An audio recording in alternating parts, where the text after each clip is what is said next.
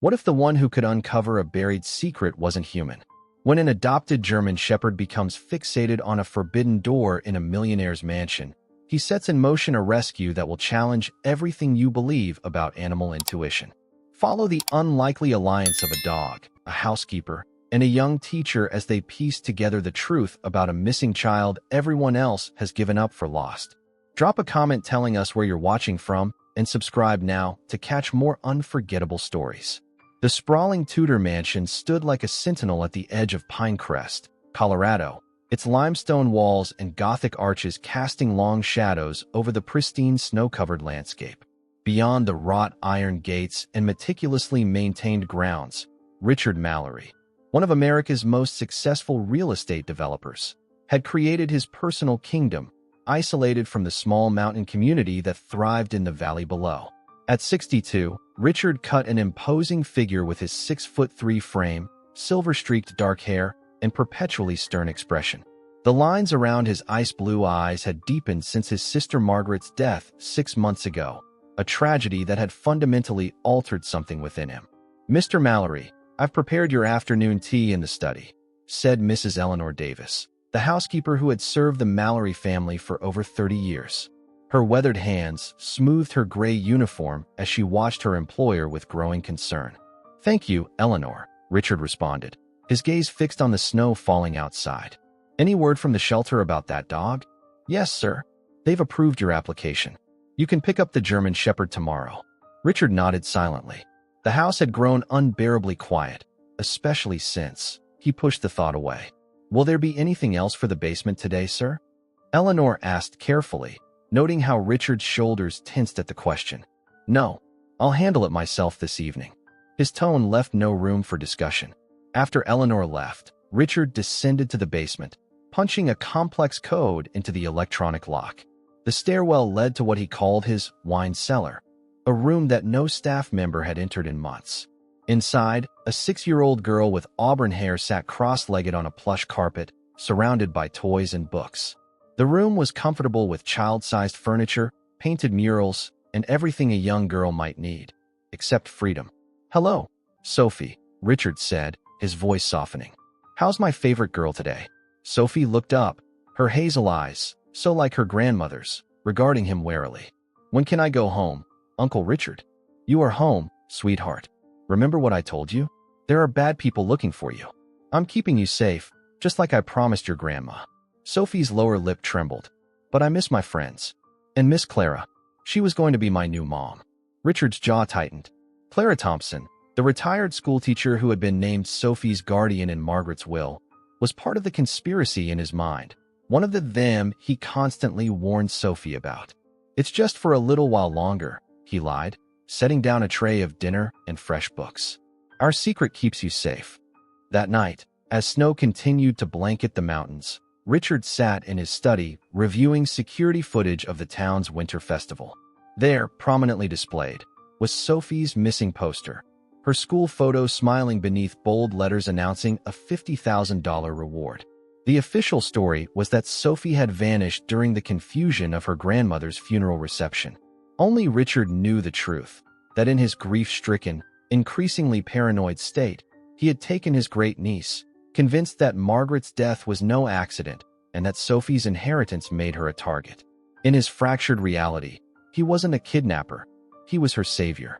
Little did he know that tomorrow's arrival, a German Shepherd named Max from the local shelter, would begin unraveling everything. The winter morning dawned brittle and bright as Richard navigated his Range Rover down the winding mountain road toward the Pinecrest Animal Shelter. The building was a humble converted barn at the edge of town, painted a cheerful blue that stood out against the snow-covered landscape. Inside, Megan Curtis, the shelter's 30-something director with curly blonde hair and perpetually paint-stained jeans, greeted him with professional warmth. "Mr. Mallory, it's good to see you. Max is ready to go home with you today." She led him to a spacious kennel where a magnificent black and tan German Shepherd sat at attention, amber eyes assessing Richard with uncanny intelligence. "He's 4 years old, fully trained, and incredibly smart," Megan explained. "His previous owner was an elderly veteran who passed away. Max has been waiting for someone who can give him the space and companionship he needs." Richard knelt slowly, extending his hand. "Hello, Max." The dog sniffed his palm, maintaining eye contact with an intensity that made Richard slightly uncomfortable. "He seems perceptive," Richard commented. Megan smiled. German Shepherds are exceptional at reading human emotions and intentions. It's what makes them such good service and police dogs. Max will know what you're feeling before you do. Something in her words sent an involuntary chill down Richard's spine, but he dismissed it. "We'll get along fine." After signing the adoption papers and making a generous donation to the shelter, Richard led Max to his vehicle. The dog jumped into the back seat and sat regally, looking out the window as if memorizing their route. "This is your new home," Richard announced as they drove through the gates of Mallory Estate. Max's ears perked up, taking in the expansive grounds and imposing structure. Eleanor waited at the front door, her silver-streaked hair pulled back in its usual tight bun. "So this is our new addition," she said, reaching out tentatively to pet the dog. Max leaned into her touch, tail wagging. Richard felt an irrational spike of annoyance at how quickly the dog warmed to his housekeeper. "He'll need to learn the house rules," Richard stated firmly. "Certain areas are off-limits. He's not to go into the basement under any circumstances." Eleanor's eyes flickered momentarily. "Of course, sir. I've prepared the sunroom as his resting area, with the bed and supplies you ordered." That evening, Richard conducted his usual routine. Dinner in the formal dining room, followed by work in his study, then his nightly visit to Sophie. As he approached the basement door, Max followed closely behind. "No, Max, stay," Richard commanded firmly. The dog sat, but his posture remained alert, eyes fixed on the door as Richard entered the code and slipped inside. Sophie's face lit up when Richard entered her room. "Uncle Richard, did you bring me new books?" "Even better," Richard replied, setting down her dinner tray. "I adopted a dog today, a German Shepherd named Max." Sophie gasped, clasping her small hands together. "A real dog? Can I see him, please?" Richard hesitated. "Not yet, sweetheart. He needs to settle in first. But I love dogs. My grandma was going to get me one for my birthday." Sophie's eyes welled with tears. "I miss her." Richard felt the familiar twist of grief and guilt. "I know, Sophie. I miss her too." Later that night, Eleanor was startled awake by loud barking. She found Max stationed outside the basement door, paws scratching insistently at the threshold, emitting deep, urgent barks. "Max, quiet," she whispered, hearing Richard's heavy footsteps approaching from the master suite. "What's going on?" Richard demanded, tying his robe with sharp movements. "I'm sorry, sir. He must have smelled something. Maybe mice." Richard's face darkened. "Get him under control, Eleanor. That door remains locked for a reason." As she led Max away, Eleanor couldn't help but notice how the dog kept looking back at the basement door, a low whine emerging from his throat. Something about his behavior disturbed her deeply, planting a seed of suspicion she couldn't yet name. Spring arrived in Pinecrest with a gentle persistence, melting the snow in patches to reveal tender green shoots. Inside Mallory Estate, another kind of awakening was taking place. Over the past 3 months, Max had become an integral part of the household, charming everyone except Richard, whose relationship with the dog remained wary at best. Every morning at precisely 7:30 a.m., Eleanor would prepare breakfast and take a special tray down to what Richard still referred to as the wine cellar. And every morning, Max would follow her to the door, sit attentively, and whine softly until she emerged. "That dog knows something," Eleanor murmured to herself one April morning, watching Max's ears perk up as she collected the breakfast dishes from Sophie's hidden room. The girl had been quiet today, pushing food around her plate and clutching a worn teddy bear. "Is there anything else you need, sweetheart?" Eleanor had asked, careful not to reveal that her suspicions about the child's identity were growing stronger by the day. "Could I have some crayons and paper?" Sophie had requested in a small voice. "Uncle Richard said I could draw pictures for him." "Of course, dear. I'll bring them with lunch." Now, climbing the stairs with the tray, Eleanor's weathered face creased with concern. 6 months since the little Matthews girl had disappeared during her grandmother's funeral reception. 6 months of search parties combing the mountains, of volunteers distributing flyers, of news reports gradually becoming less frequent. 6 months of watching Richard grow increasingly paranoid, installing new security systems, and speaking in hushed tones on late-night phone calls. Mrs. Davis. Richard's voice cut through her thoughts as she reached the kitchen. I'll be hosting a business meeting tonight. 5 guests. Dinner at 7. Eleanor nodded, noting the tight line of his jaw. Of course, sir. Will you need the formal dining room prepared? Yes. And ensure that Max is kept in my suite during the event. I can't have him disturbing my associates. As Richard strode away, Max padded into the kitchen and nudged Eleanor's hand with his nose. There was something almost human in his gaze. What is it, boy? She whispered, kneeling despite her arthritic knees. What are you trying to tell me? Later that afternoon, while Richard was out at his downtown office, Eleanor brought crayons and paper to Sophie. The girl's face lit up momentarily, a glimpse of the carefree child she must have been before. Thank you, Mrs. Davis, Sophie said politely, immediately beginning to draw. Eleanor lingered longer than usual. What are you drawing, dear? My grandma's house, Sophie replied. And Miss Clara's garden with the yellow flowers. I miss them. Eleanor's heart clenched. Clara Thompson, the retired schoolteacher frequently mentioned in news reports about the missing Matthews girl, the woman who should have become Sophie's guardian. That's lovely, Eleanor managed. Perhaps you could draw another picture for me to hang in the laundry room? It gets dreary down there. Sophie nodded eagerly. I'll make lots of pictures. That evening, as Richard entertained his business associates with expensive wine and rehearsed charm, Eleanor found herself in the laundry room, preparing to wash the clothes Sophie had soiled.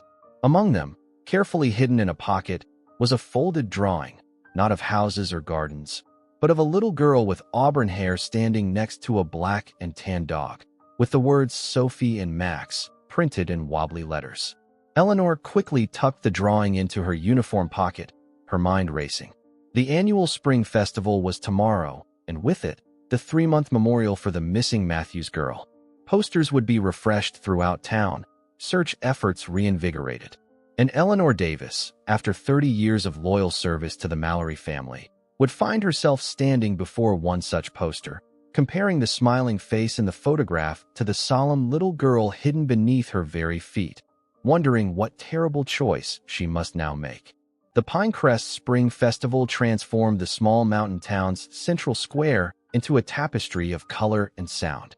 Bunting in pastel colors fluttered between lamp posts. Local artisans displayed handcrafted wares in white tents, and children danced around the maypole to fiddle music. But beneath the cheerful facade, a somber undertone persisted. At the community center entrance, a large banner read, "Bring Sophie home," with the smiling face of Sophie Matthews beneath it. Eleanor Davis stood transfixed before the memorial table, her hand clutching the folded drawing in her pocket. Framed photographs documented Sophie's short life, blowing out birthday candles, riding a pony, sitting on her grandmother Margaret's lap. And there, in one corner photo, stood Clara Thompson with her arm around Sophie at what appeared to be a school event. She was such a vibrant child, came a soft voice beside Eleanor. She turned to face a woman in her early 60s with silver-streaked auburn hair and kind eyes magnified by wire-rimmed glasses. Eleanor recognized her immediately from news reports. Clara Thompson, retired English teacher and Sophie's would-be guardian. I'm Clara Thompson, the woman offered, extending her hand.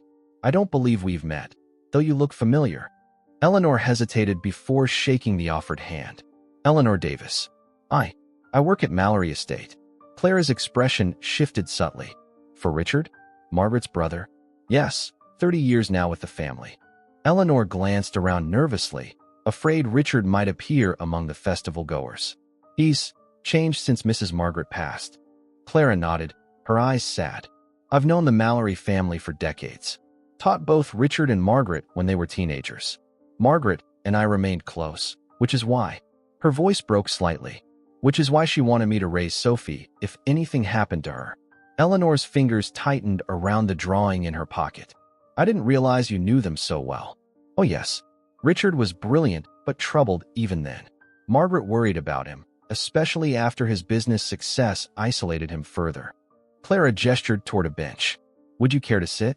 These old teachers' legs don't stand as long as they used to. As they settled on the bench, Max's behavior from that morning flashed through Eleanor's mind. How he had positioned himself at the basement door, ears forward, emitting that strange whine that was neither threatening nor playful, but somehow communicative. Do you believe they'll find her? Eleanor asked carefully. Clara's gaze drifted to the search map displayed nearby, red pins marking areas already combed by volunteers. I have to believe, she whispered. Sophie is all I have left of Margaret. We were like sisters, you know. Eleanor nodded, swallowing hard. Mrs. Thompson, Clara, please. Clara, if... Eleanor paused, weighing each word. If you suspected something wrong, but weren't absolutely certain, what would you do? Clara turned to study Eleanor's face, her teacher's intuition clearly sensing the hidden question. If it involved a child's well-being, I would find a way to verify my suspicions while ensuring no one got hurt, including myself. She leaned closer. Eleanor, is there something you want to tell me? Before Eleanor could respond, the festival announcer's voice boomed through speakers. Ladies and gentlemen, please welcome our generous sponsor, Mr. Richard Mallory, who has doubled the reward for information leading to Sophie Matthews' safe return. Eleanor flinched visibly as Richard walked onto the small stage, camera flashes capturing his solemn expression. He wore grief like a carefully tailored suit. My family has suffered an unimaginable loss, Richard began, his voice carrying across the hushed crowd. My sister Margaret's passing was devastating enough, but to lose her granddaughter Sophie at the very same event. I won't rest until she's found. Eleanor felt Clara's hand grip her arm. That man, Clara whispered, her voice suddenly hard, is not who everyone thinks he is. As their eyes met, Eleanor knew she had found an ally. But the drawing in her pocket now felt dangerous, a burning secret that could threaten everything if revealed too soon. Late May brought unusual storms to Pinecrest, dark clouds gathering over the mountains before unleashing torrential rain that lasted for days. Water seeped through foundations and flooded basements throughout town, and even the majestic Mallory estate wasn't immune. Eleanor was folding linens in the utility room when Richard burst in, his normally composed demeanor shattered by panic. The basement's flooding, he announced, running a hand through his disheveled hair. The wine collection, it could be ruined. I'll call the emergency plumber, Eleanor offered, already reaching for the phone. No. Richard's sharp tone made her freeze. No outsiders. Just you and James from maintenance. Meet me at the basement door in 5 minutes. As Richard rushed away, Eleanor's heart pounded against her ribs. In 6 months, no one had been permitted in the basement except Richard. This could be her chance to confirm her growing suspicions. When Eleanor and James arrived, Richard was pacing before the basement door, keys jangling nervously in his hand. Listen carefully, he instructed, voice tight with strain. We'll only enter the main wine storage area. The adjoining room remains locked. Under no circumstances are you to attempt entry there. Understood. Eleanor nodded, exchanging a puzzled glance with James. What's in the other room, sir? Rare artifacts. Extremely valuable and sensitive to environmental changes. Richard punched in the security code, his fingers trembling slightly. Follow me. The basement revealed itself as a sophisticated wine cellar, with floor-to-ceiling racks holding hundreds of bottles. Water pooled at one end where a drain had backed up. As James worked to clear the blockage, Eleanor noticed something strange. A door at the far end was fitted with multiple locks, and the floor before it was completely dry. Sir, James called, the drain's clear, but the water damage is extensive. These cases should be moved upstairs immediately. Richard hesitated, glancing at the heavily secured door. Fine. Eleanor, supervise James in moving the Bordeaux collection. I need to make a call. The moment Richard disappeared upstairs, Eleanor moved to the locked door, pressing her ear against it. Nothing. She knocked softly. Sophie, she whispered. No response. Mrs. Davis, did you say something? James asked, looking up from the drain. Just talking to myself, she replied quickly. Let's get these cases upstairs. For the next hour, they worked steadily, saving Richard's precious wines. When the task was complete, James left to attend to other storm-related issues on the property. Eleanor lingered, examining the basement more thoroughly. Behind a rack of port wines, she discovered a child-sized cot, hastily dismantled and concealed. Beside it lay a small stuffed rabbit, its pink fur worn with love. Eleanor's blood ran cold. She had given that rabbit to Sophie just last week. What are you doing? Eleanor startled, nearly dropping the toy. Richard stood at the bottom of the stairs, his face a mask of suspicion. Just checking for more water damage, sir. She slipped the rabbit into her pocket. The cot. For the occasional night, I worked late cataloging the collection, Richard interrupted smoothly. You should return upstairs now. I'll secure everything here. That night, unable to sleep, Eleanor crept down to the kitchen for tea. Max sat alertly at the foot of the grand staircase, staring upward with unusual intensity. What is it, boy? She whispered. Max whined softly, then bounded up the stairs, stopping periodically to ensure Eleanor followed. He led her to Richard's private wing of the mansion, an area staff rarely entered. The dog stopped before a heavy oak door, scratching lightly at its base. Eleanor pressed her ear against the wood and froze. From within came the unmistakable sound of a child humming a lullaby, the same song Margaret used to sing to Sophie. Walking back to her quarters, Eleanor clutched the pink rabbit. Her suspicions had crystallized into terrible certainty.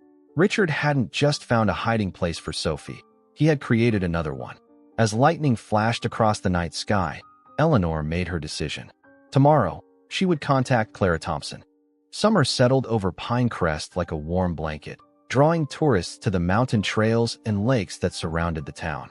At Mallory Estate, tension had become a constant companion, silent but palpable beneath the facade of luxury and order. Eleanor had carefully hidden her knowledge, biding her time while documenting everything in a small notebook locked in her dresser drawer.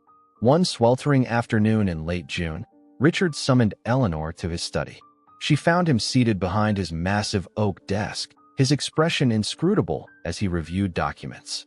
Eleanor, he began without looking up, I've decided to bring in a tutor for a special project. She stiffened. A tutor, sir? Yes. The daughter of my business partner, Jack Hamilton, has a child who requires specialized education. Highly confidential situation, medical issues necessitating isolation. Richard finally met her gaze. They'll be using the East Wing guest suite starting next week. The tutor is a young woman named Olivia Winters. Eleanor nodded carefully. I'll prepare the rooms. Will there be specific dietary requirements for the child? Miss Winters will handle those details. Richard's tone was dismissive. Just ensure Max stays away from that wing. The child has allergies. After 30 years of service, Eleanor had perfected her neutral expression. Of course, sir. The following Monday, Eleanor watched from the kitchen window as a silver sedan pulled up the circular driveway. A young woman emerged, petite with cropped dark hair and bright, intelligent eyes behind tortoiseshell glasses. She couldn't be older than 25, Eleanor thought, noting the nervous way she adjusted her messenger bag. Richard greeted her at the door with unusual warmth. Miss Winters, welcome to Mallory Estate. I hope your drive wasn't too difficult. Not at all, Mr. Mallory, Olivia replied, her voice soft but steady. The mountains are beautiful this time of year. Eleanor, Richard called. This is Miss Winters. Please show her to her accommodations and then bring her to meet her student. As they walked through the mansion's opulent corridors, Olivia whispered, This place is incredible, like something from a fairy tale. Some fairy tales have dark chapters, Miss Winters, Eleanor murmured, immediately regretting her candor. Olivia's eyebrows raised slightly. Please, call me Olivia. And what do you mean by that? Just that old houses have many stories. Eleanor recovered smoothly. Here's your suite. There's a sitting room, bedroom, and private bath. Meals can be served here or in the main dining room, as you prefer. Thank you, Mrs. Davis. I appreciate your hospitality. After allowing Olivia time to settle in, Eleanor escorted her to Richard's private wing. They stopped before the heavy oak door where, weeks earlier, Eleanor had heard Sophie humming. Richard was waiting. Miss Winters, before you meet your student, I must emphasize the confidentiality agreement you signed. Sophie's condition requires absolute discretion in a controlled environment. Eleanor's heart skipped at the name. I understand completely, Olivia assured him. Mr. Hamilton explained the sensitivity of the situation. Richard unlocked the door, revealing a sunlit room decorated in pastel colors. Seated at a small table was Sophie, her auburn hair longer now, her small face thinner than Eleanor remembered. The girl looked up, her hazel eyes widening at the sight of a stranger. Sophie, darling, Richard said with artificial brightness. This is Miss Winters. She'll be your teacher for the summer. Sophie stared silently, clutching a crayon in her fist. Hello, Sophie. Olivia smiled, kneeling to the child's level. I'm so excited to meet you. Your uncle tells me you're very smart. She doesn't speak much, Richard explained quickly. Part of her condition. Olivia nodded, but Eleanor noticed how the young woman's eyes narrowed slightly. That's all right. We'll find our own way to communicate, won't we, Sophie? Later that evening, as Eleanor delivered fresh towels to Olivia's suite, she found the young tutor sitting cross-legged on her bed, making notes. How was your first session? Eleanor asked casually. Olivia looked up, her expression troubled. Interesting. Sophie seems well cared for physically, but there's something off about the situation. She barely speaks, flinches at unexpected movements, and keeps looking at the door as if expecting someone. Mr. Mallory can be quite protective, Eleanor offered carefully. Protective or possessive? Olivia whispered, then shook her head. I'm sorry, that was unprofessional. It's just, in my training, we were taught to recognize signs of trauma, and Sophie exhibits several. Their conversation was interrupted by scratching at the door. Eleanor opened it to find Max, tail wagging expectantly. Well, hello there, Olivia greeted, brightening. Who's this handsome fellow? This is Max, Eleanor said. He seems to have taken a liking to you already. Max padded into the room, sniffing Olivia thoroughly before settling beside her, resting his head on her knee. I love dogs. Olivia smiled, scratching behind his ears. I had to leave mine with my parents when I took this position. Eleanor hesitated, then spoke softly. Max is very intuitive. He knows things sometimes, senses things that aren't quite right. Olivia's eyes met Eleanor's, unspoken understanding passing between them. Does he now? I've always believed animals have wisdom humans lack. Yes, Eleanor said meaningfully. And sometimes they can reach places and people that we can't. Summer settled over Pinecrest like a warm blanket, drawing tourists to the mountain trails and lakes that surrounded the town. At Mallory Estate, tension had become a constant companion, silent but palpable beneath the facade of luxury and order. Eleanor had carefully hidden her knowledge, biding her time while documenting everything in a small notebook locked in her dresser drawer. One sweltering afternoon in late June, Richard summoned Eleanor to his study. She found him seated behind his massive oak desk, his expression inscrutable as he reviewed documents. Eleanor, he began without looking up, I've decided to bring in a tutor for a special project. She stiffened. A tutor, sir? Yes. The daughter of my business partner, Jack Hamilton, has a child who requires specialized education. Highly confidential situation, medical issues necessitating isolation. Richard finally met her gaze. They'll be using the East Wing guest suite starting next week. The tutor is a young woman named Olivia Winters. Eleanor nodded carefully. I'll prepare the rooms. Will there be specific dietary requirements for the child? Miss Winters will handle those details. Richard's tone was dismissive. Just ensure Max stays away from that wing. The child has allergies. After 30 years of service, Eleanor had perfected her neutral expression. Of course, sir. The following Monday, Eleanor watched from the kitchen window as a silver sedan pulled up the circular driveway. A young woman emerged, petite with cropped dark hair and bright, intelligent eyes behind tortoiseshell glasses. She couldn't be older than 25, Eleanor thought, noting the nervous way she adjusted her messenger bag. Richard greeted her at the door with unusual warmth. Miss Winters, welcome to Mallory Estate. I hope your drive wasn't too difficult. Not at all, Mr. Mallory, Olivia replied, her voice soft but steady. The mountains are beautiful this time of year. Eleanor, Richard called. This is Miss Winters. Please show her to her accommodations and then bring her to meet her student. As they walked through the mansion's opulent corridors, Olivia whispered, This place is incredible, like something from a fairy tale. Some fairy tales have dark chapters, Miss Winters, Eleanor murmured, immediately regretting her candor. Olivia's eyebrows raised slightly. Please, call me Olivia. And what do you mean by that? Just that old houses have many stories. Eleanor recovered smoothly. Here's your suite. There's a sitting room, bedroom, and private bath. Meals can be served here or in the main dining room, as you prefer. Thank you, Mrs. Davis. I appreciate your hospitality. After allowing Olivia time to settle in, Eleanor escorted her to Richard's private wing. They stopped before the heavy oak door where, weeks earlier, Eleanor had heard Sophie humming. Richard was waiting. Miss Winters, Before you meet your student, I must emphasize the confidentiality agreement you signed. Sophie's condition requires absolute discretion and a controlled environment.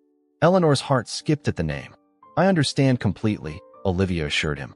Mr. Hamilton explained the sensitivity of the situation. Richard unlocked the door, revealing a sunlit room decorated in pastel colors.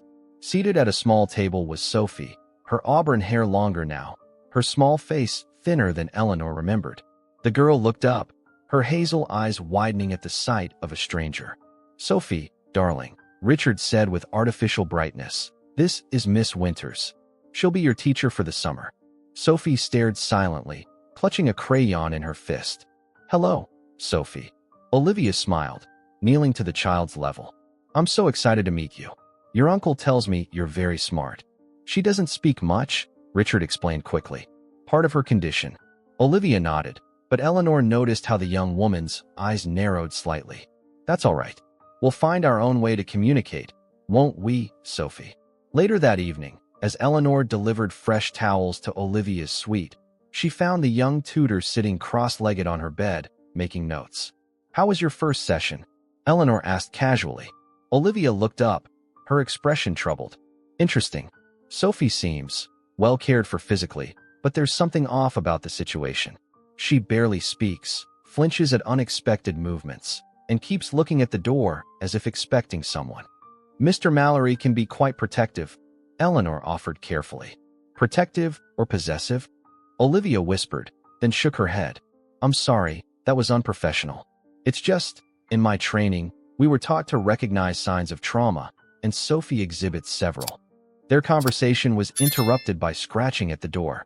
Eleanor opened it to find Max, tail wagging expectantly. "Well, hello there," Olivia greeted, brightening. "Who's this handsome fellow?" "This is Max," Eleanor said. "He seems to have taken a liking to you already." Max padded into the room, sniffing Olivia thoroughly before settling beside her, resting his head on her knee. "I love dogs," Olivia smiled, scratching behind his ears. "I had to leave mine with my parents when I took this position." Eleanor hesitated, then spoke softly. "Max is very intuitive. He knows things sometimes, senses things that aren't quite right." Olivia's eyes met Eleanor's, unspoken understanding passing between them. "Does he now? I've always believed animals have wisdom humans lack." "Yes," Eleanor said meaningfully. "And sometimes they can reach places and people that we can't." 2 weeks into Olivia's employment, a delicate dance had begun between the tutor, the housekeeper, and the German shepherd, a silent conspiracy beneath Richard Mallory's watchful eye. Each morning, Max would accompany Olivia to her sessions with Sophie, despite Richard's initial objections. The dog has a calming effect on her, Olivia had insisted after Sophie spoke her first full sentence in Max's presence. "It's a recognized therapeutic technique." Richard had reluctantly agreed, unaware that Max was becoming their messenger. On this particular July morning, the mansion's air conditioning strained against the heat as Olivia settled at the small table with Sophie. Richard had just left for a business meeting in Denver, leaving them truly alone for the first time. "How are you feeling today, Sophie?" Olivia asked, spreading out colorful workbooks. Sophie glanced nervously at the door before whispering, "I want to go home." Olivia's heart constricted. Over the past fortnight, the little girl had slowly begun to trust her, revealing fragments of truth through drawings and hesitant words. "Can you tell me about your home?" Olivia encouraged gently. Sophie picked up a blue crayon. "My real home, with Grandma and Miss Clara, before Grandma went to heaven." Olivia maintained her composure despite her racing thoughts. "And who is Miss Clara?" "My teacher. She has red hair like me, but with silver too. She was going to be my new mom." Sophie's voice broke. "Uncle Richard said bad people wanted to hurt me, so I had to hide. But I don't think that's true anymore." Olivia reached for Sophie's hand. "Why not?" "Because you're nice. And Mrs. Davis is nice. And Max." Sophie's face brightened momentarily. "Max brings me messages." "Messages?" Sophie nodded earnestly. "Look." She reached under her mattress and pulled out a small piece of paper. "Mrs. Davis wrote this. Max brought it under the door yesterday." Olivia unfolded the note. "Be brave, little one. Friends are working to help you. Trust Miss Winters. I have a secret, too," Sophie continued, lowering her voice to a bare whisper. "I remember my last name. It's not Mallory. It's Matthews. Olivia fought to control her shock. Sophie Matthews, the missing girl whose story had dominated local news last winter, whose search had gradually faded from headlines as months passed. The pieces suddenly aligned with devastating clarity. Sophie, she said carefully, would you like to write a message for Max to deliver? The child nodded eagerly. Olivia tore a page from her notebook, and Sophie laboriously printed, "My name is Sophie Matthews. I want to go home to Miss Clara." Later that afternoon, while Sophie napped, Olivia slipped the note to Eleanor in the kitchen. "You've known all along," Olivia accused quietly. Eleanor's weathered face creased with pain. "I suspected for months, but couldn't be certain until recently. Richard is unwell. After his sister died, something broke in him. He truly believes he's protecting Sophie." From what? Margaret's death was ruled accidental, a stroke at only 58. But Richard became convinced it was murder, that powerful enemies were after the family fortune Sophie would inherit. Eleanor glanced around nervously. "He's paranoid, seeing conspiracies everywhere. We need to get her out," Olivia stated firmly. "It's not so simple. Richard is one of the most influential men in Colorado. His security systems are extensive, and he has friends in the sheriff's department." Eleanor pulled a newspaper clipping from her pocket. "But I've made contact with someone who can help." Olivia examined the clipping, a photo of Clara Thompson at a memorial event for Sophie Matthews. "I've been meeting her regularly at the library," Eleanor explained. "She's building a case, gathering evidence carefully. One wrong move, and Richard could vanish with Sophie forever." Max padded into the kitchen, nudging Olivia's hand. Around his collar was a folded paper. Olivia removed it. Recognizing Sophie's childish scrawl, "Uncle Richard said we're going on a trip soon. I'm scared." "When is Richard returning?" Olivia demanded. "Tonight. And he's hosting a dinner party tomorrow for the town's summer festival sponsors. Then we're running out of time." Olivia's mind raced. "Eleanor, does Clara Thompson have any official authority? Any legal standing?" "She's Sophie's legal guardian according to Margaret's will. Richard contested it, but the courts upheld it before Sophie disappeared." Olivia clutched the notes in her hand, determination hardening her features. "Then we have everything we need. The festival dinner tomorrow, Clara must be there. And we must be ready." As the sunlight slanted through the kitchen windows, the unlikely trio, a student teacher, an aging housekeeper, and a German shepherd, solidified their dangerous plan, while upstairs, a little girl with auburn hair slept fitfully, dreaming of freedom. The annual Pinecrest Summer Festival transformed the town center into a vibrant celebration of mountain culture. Strings of fairy lights crisscrossed between buildings, local bands performed on a small stage, and booths selling artisan goods lined the streets. At Mallory Estate, however, the mood was anything but festive as preparations for Richard's exclusive dinner party consumed the household. Everything must be perfect, Richard instructed Eleanor in the vast kitchen where staff bustled preparing elaborate dishes. The mayor, the district attorney, and several state senators will be attending. Sophie's reward fund has reached $100,000, and I'll be announcing it tonight. Eleanor nodded, concealing her disgust at his performance. "Yes, sir. The dining room is prepared, and Chef Pascal has the menu well in hand." "And Miss Winters? Is she joining us?" Richard's tone was casual, but his eyes were sharp. "She mentioned helping with the flower arrangements, sir." In truth, Olivia was in her suite, anxiously awaiting Clara Thompson's call confirming her attendance at the dinner. The plan they had devised was fraught with risk. Clara would come as Councilwoman Jensen's +1, using her position on the education board as cover. Olivia paced, cell phone clutched in her hand. When it finally buzzed, she answered immediately. "It's arranged." Clara's voice came through, tense with emotion. "I'll be there at 7 with the councilwoman." "Do you have the documents?" Olivia asked. "Everything. Margaret's will naming me guardian, the court order upholding it, and photographs establishing Sophie's identity. Sheriff Brandon will be on standby, but not visible. We can't risk spooking Richard." After ending the call, Olivia found Eleanor in the linen closet, pretending to count napkins. "She's coming," Olivia whispered. Eleanor's hands trembled slightly. "Richard's increasingly agitated. This morning, I overheard him making travel arrangements, a private airfield in Wyoming, tomorrow at dawn. Then tonight is our only chance." Olivia took a deep breath. "I've prepared Sophie as best I could. When I give the signal, bring Max to the East Terrace. Sophie knows to look for his red bandana. By 7 o'clock, Mallory Estate gleamed with old-world elegance. Candles flickered in silver holders, classical music drifted from hidden speakers, and the town's elite mingled with practiced smiles. Richard moved through the crowd masterfully, the grieving great-uncle whose generosity knew no bounds. Olivia, wearing a borrowed black dress, positioned herself near the entrance, stomach knotting with anxiety as she watched for Clara. When the older woman finally appeared beside Councilwoman Jensen, Olivia almost didn't recognize her. Clara's auburn hair was elegantly swept up, her teacher's casual attire replaced by a sophisticated blue evening gown. Their eyes met briefly across the foyer, a silent acknowledgement passing between them.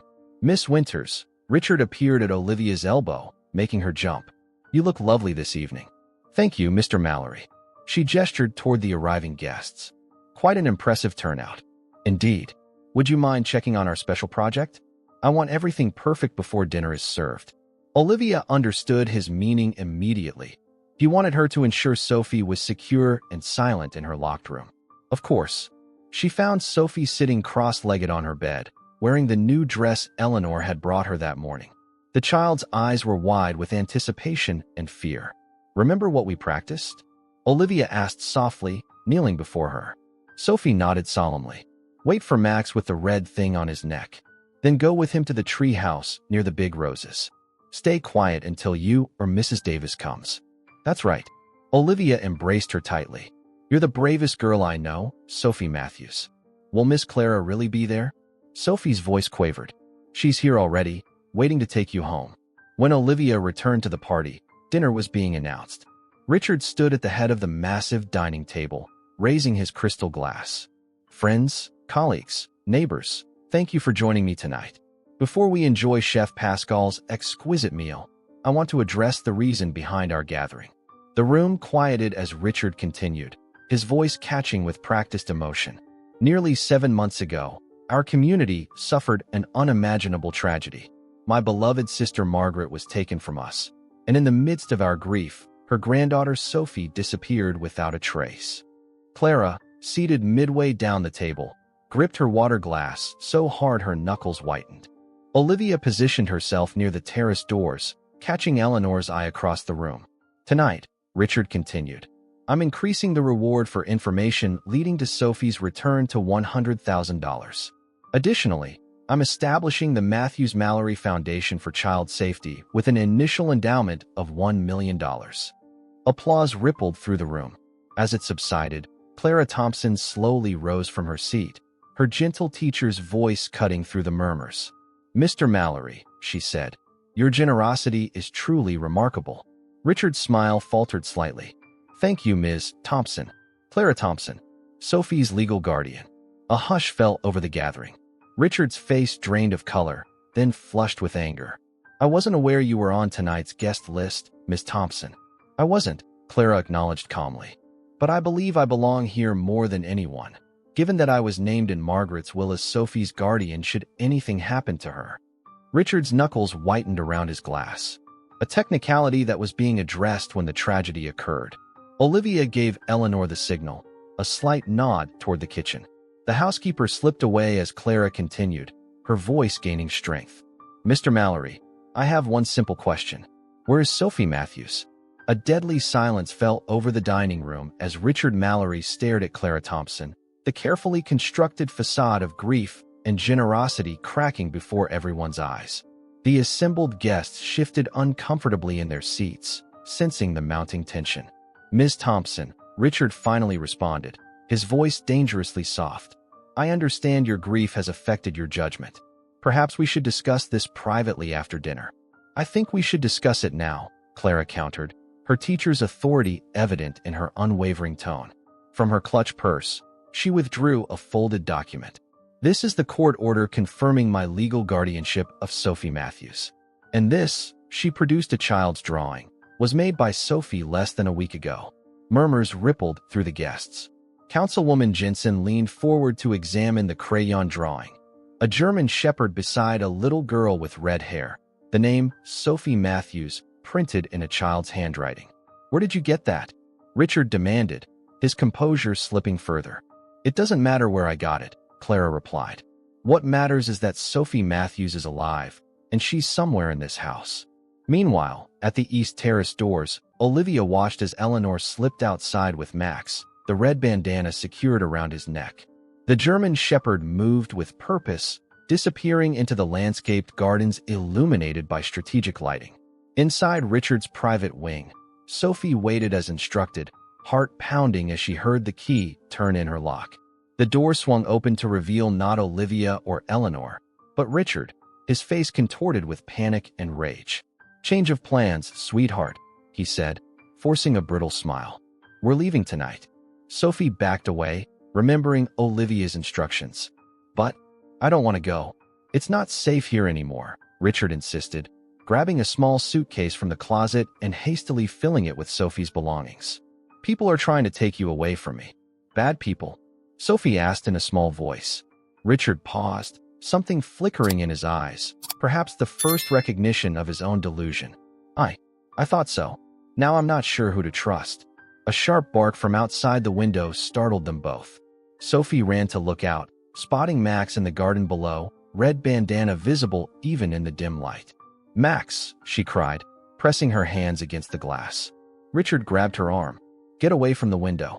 Now, Sophie. Back in the dining room, the confrontation had escalated. District Attorney Wells had risen from his seat, his legal mind processing Clara's allegations. Mr. Mallory, these are extremely serious implications. If you have any information about Sophie Matthews, this is absurd, Richard interrupted, but his confident demeanor had vanished. Miss Thompson is clearly disturbed. I've spent hundreds of thousands of dollars searching for my great niece. Clara remained steady. Where were you the day of Margaret's funeral, Richard? When Sophie disappeared, I was grief-stricken, arranging the reception. You were seen carrying a sleeping child to your car, Clara stated. The funeral home's security footage shows it clearly. We didn't connect it at first because who would suspect a grieving brother of abducting his own great niece? The dinner guests were now openly staring, shock and confusion evident on their faces. Sheriff Brandon, who had been stationed outside as planned, entered the dining room, his weathered face grim. Richard Mallory, he began formally. I need to ask you some questions about. A child's scream cut through the night, coming from the upper floors of the mansion. Every head turned toward the sound. Sophie, Clara gasped, rising from her chair. Olivia was already running, racing through the mansion's corridors toward Richard's private wing, Clara and Sheriff Brandon close behind. They found the door to Richard's suite open, but the inner room where Sophie had been kept was empty. The terrace, Olivia panted, pointing to the open French doors. He must have taken her outside. In the gardens below, illuminated by security lighting, Richard Mallory struggled to drag Sophie toward the garage, the child fighting with every step. Max circled them, barking furiously, occasionally darting in to tug at Richard's pant leg. Let her go, Richard! Clara shouted from the terrace above. Richard looked up, his face a mask of torment. You don't understand. I promised Margaret I'd protect her. From what? Clara demanded, making her way down the stone steps with Sheriff Brandon. The only danger to Sophie has been you. Sophie, seeing Clara for the first time in 7 months, broke free from Richard's grip. Miss Clara, she sobbed, running toward her guardian. Richard lunged after her, but Max intercepted, placing himself between Richard and the child, hackles raised, a low growl emanating from his throat. As Sophie reached Clara and was swept into a fierce embrace, Richard sank to his knees in the manicured grass, the magnitude of his actions finally crashing over him. I saw threats everywhere, he whispered, staring at his trembling hands. After Margaret died so suddenly, I convinced myself there was a conspiracy, that they'd come for Sophie next. I thought I was saving her. Sheriff Brandon approached cautiously, handcuffs ready. Richard Mallory, you're under arrest for the kidnapping of Sophie Matthews. As the sheriff read him his rights, Richard looked bleakly toward Sophie, still clutched in Clara's protective embrace. I never meant to hurt her. I love her. Sophie, her face buried in Clara's shoulder, didn't see the broken man being led away. But she felt Max press against her legs, his mission accomplished, his loyalty rewarded with the safety of his young friend. Overhead, stars emerged in the mountain sky, witnessing the end of a long nightmare and the beginning of Sophie's journey home. Winter returned to Pinecrest, transforming the mountain town once more into a snowy wonderland. 1 year had passed since Max had first arrived at Mallory Estate, and the changes that single year had brought seemed almost impossible to comprehend. Clara Thompson's cottage on Aspen Lane had become a sanctuary of healing and new beginnings. Warm light spilled from its windows on this December evening, illuminating the fresh snow that blanketed the front yard. Inside, Sophie Matthews sat cross-legged before the fireplace, her auburn hair now long enough for the braids she proudly wore. Beside her, Max lay in contented vigilance, his muzzle now flecked with gray, but his amber eyes still alert and wise. "Sophie, dinner's almost ready," Clara called from the kitchen, where savory aromas of roast chicken and apple pie filled the air. "Coming," Sophie replied, giving Max a final pat before rising. The little girl moved with a confidence that had been absent during her captivity, though occasional nightmares still disturbed her sleep. The doorbell chimed, and Max bounded to his feet, tail wagging in recognition before Sophie even reached the entryway. "It's Mrs. Davis and Miss Olivia," Sophie announced joyfully, pulling open the door to reveal Eleanor and Olivia standing on the porch, arms laden with wrapped packages. "Merry Christmas, sweetheart," Eleanor greeted, bending to receive Sophie's enthusiastic hug. At 61, the former housekeeper looked years younger than she had during her time at Mallory Estate. The burden of complicity finally lifted from her shoulders. "We brought presents," Olivia added, now employed as a full-time teacher at Pinecrest Elementary, where Sophie would begin attending after winter break. "And news." Clara emerged from the kitchen, wiping her hands on her apron. Come in. It's freezing out there." Once settled around the dining table, the unlikely family shared the meal that had become a weekly tradition since Richard Mallory's arrest and subsequent commitment to a psychiatric facility in Denver. His diagnosis, delusional disorder exacerbated by complicated grief, had provided some context for his actions, though never justification. "How was the hearing?" Clara asked quietly, after Sophie had been excused to play with Max in the living room. Olivia and Eleanor exchanged glances. The judge approved the final transfer of the Mallory estate to the Sophie Matthews Foundation, Olivia reported. "It will become the Children's Cultural and Education Center as planned, with a special wing dedicated to child safety programs." "And Richard?" Clara asked, her voice holding neither malice nor forgiveness, just concern. "His doctors report improvement," Eleanor replied softly. "He's recognizing the nature of his delusions now. He's asked to write Sophie a letter of apology, though his legal team advised against it." "Perhaps someday," Clara murmured, "when she's older and can understand the complexities of mental illness. For now, we focus on her healing." In the living room, Sophie was showing Max her newest drawing, a colorful depiction of their small family, including the German Shepherd prominently in the center. "You saved me, Max," she whispered into his fur. "You found me when no one else could." The dog responded by gently licking her cheek, causing Sophie to giggle, a sound that had become gloriously common in Clara's cottage. Later that evening, after Olivia and Eleanor had departed with promises to return for Christmas Eve celebrations, Clara tucked Sophie into bed. Max jumped up to take his usual place at her feet, a privilege Clara had long since stopped trying to prevent. "Miss Clara," Sophie asked, her voice drowsy, "do you think other animals can help people like Max helped me?" Clara smiled, smoothing Sophie's hair. "I think animals understand things we don't sometimes. They sense feelings and truths that humans miss. When I grow up," Sophie declared with certainty, "I'm going to train dogs to find lost children. Dogs like Max." "That sounds like a wonderful idea," Clara agreed, her heart swelling with pride at the resilience of this remarkable child. After Sophie drifted to sleep, Clara stood at the window watching snowflakes dance in the moonlight. The Mallory estate was visible in the distance, its imposing silhouette now softened by newly installed playground equipment on the grounds. In the spring, the mansion would open its doors as the Matthews Center for Children's Enrichment, transforming a place of secrets and fear into one of creativity and growth. The town council had unanimously approved naming the annual spring festival Sophie's Day, celebrating not just her return, but the courage of ordinary people who had refused to look away from injustice. As Clara turned from the window, she saw Max watching her, his expression somehow knowing. She knelt beside him, scratching behind his ears. "You knew all along, didn't you?" she whispered. "You sensed she was there, waiting to be found." Max tilted his head, his intelligent eyes seeming to say that some bonds transcend human understanding. The connection between a child and a dog who refused to ignore what his heart told him was wrong.